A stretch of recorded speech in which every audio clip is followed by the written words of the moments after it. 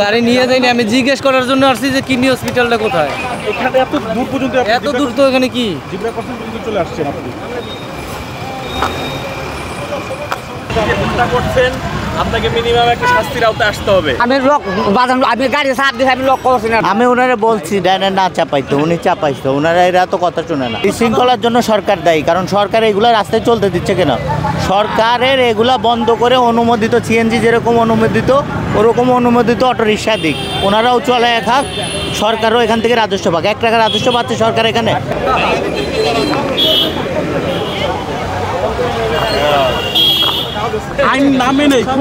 আবার কাজ আছে এই জন্য বললাম না, জীবনটাই সবচেয়ে বড়। সবাই তো দাঁড়ায় আছে, আপনি কেন এমনি যাবেন? সবাই তো দাঁড়ায় আছে।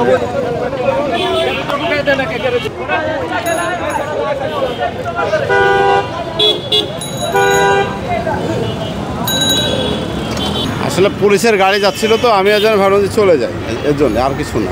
এটা তো সিগন্যাল না, এটা কি সিগন্যাল? এবারের মতো মাফ করে দেন। সবারই মেনে চলা উচিত। আপনার না মানলে তো শৃঙ্খলা আসবে না। তার এটা মানা উচিত ছিল, উনি মানে নাই, এটা ওনার ব্যর্থতা। না এমনি তো স্বাভাবিকভাবে এরকম পার হয়। কেন ভাই, কেন কেন দাঁড়ান, কাজ আছে শুনেন। খেয়াল করে কিন্তু আমি পিছনের থেকে গাড়িতে ফাঁকা আছে কিনা এটা আমি খেয়াল করছি। শৃঙ্খলার মধ্যে আসার আসলে দরকার আমাদের। অনেক ভালো হয়েছে। এখন মানুষের রাস্তা পারাপারের সময় পার হইতে অনেক ভালো হবে, সুবিধা হবে এটা।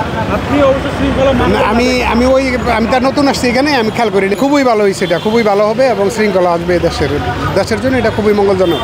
এটা আমাদের দেশের সারা বিশ্বে আছে। এটা বাংলাদেশে নতুন শুরু হয়েছে, এটা ভালো হয়। এটা আসলে ট্রাফিক সিগন্যাল সবাইকে মেনে চলা উত্তম, ভালো এবং প্রত্যেকের জন্য সিকিউরিটি।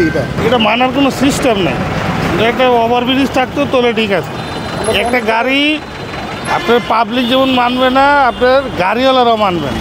এরা থাকবো কয়দিন, তারপর তো চলে যাবে। দেশের জনগণ যদি ওরকম ভালো হইতো তাহলে দেশই ভালো চলতো, তাই না? দেশের জনগণ তো ভালো নেই। এটা অলসতার কারণে আপনার ফুটওভার দিয়ে মানুষ পার হয় না। এই যে দেখেন, দেখছেন সিগন্যাল চার্জে বাস কয়দিন থাকবে? ওনারা থাকবে না। জানতাম, কিন্তু অনেক সময় মানে একটু ভুলবশত সমস্যা হয়ে গিয়েছে আর কি। তাই চেষ্টা করব যখন কোনো সিগন্যাল পড়বে তখন কিছুক্ষণ অপেক্ষা করার। 100%ই হচ্ছে আপনার সড়ক দুর্ঘটনা মূলত বেশিরভাগই হয় রাস্তা ভাঙা চোরা এগুলার কারণে। আমার খুব জরুরি, একটা ওষুধ না নিলে রুগীটা মারা যাইব। আমার মেডিসিন নিয়ে যাচ্ছি, আমার আধা ঘন্টার মধ্যে বুঝাইতে হবে 12 নাম্বার। গাড়ি দেয় না কি স্লোভাবে চলে, এভাবে তো সম্ভব না একটা জায়গায় গিয়ে বুঝানো। আমার হইলে হয়েছে এই নিয়ে চলতে হয়। বাংলাদেশে ভাঙাচোরা দেশ তো, সমস্যা আছে আমাদের।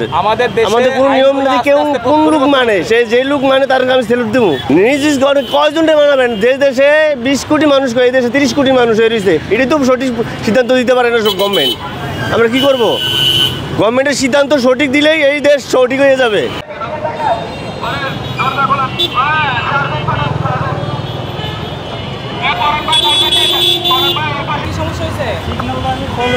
আপনি কি সিগন্যাল ভায়োলেন্স করছেন? আপনাকে সিগন্যাল দেওয়া হয়েছিল? সিগন্যাল তো মানুষ আশা করছে, আর আমি তো দেওয়া হয়েছিল কিনা? দেওয়া হয়েছিল, আপনি ভায়োলেন্স করে চলে আসছেন, অপরাধ করছেন আপনি। ভাইদের জন্য তার অপরাধ মাফ না। আমি হসপিটাল থেকে খাবার নিয়ে আসছি, এখন বাসের জন্য ওয়েট করতেছি। কারণ বাস যেহেতু আসতেছে না, ওরা পাইছে আমার লয়ে লইছে। ভুল তো করছে, এইভাবে হইলে তো ভুলই হয়েছে। এখন আপনারা দেখেন কি করবেন। লাইসেন্সটা